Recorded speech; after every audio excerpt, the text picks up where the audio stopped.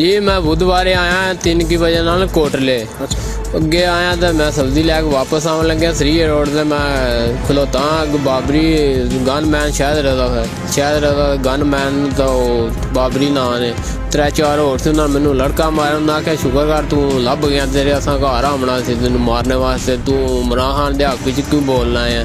मैनू धरू के लै गए डेरे तो मारा कुटिया ने तो वाह वाह बेइज्जत किया ने मैनू डेरे ते बुला के।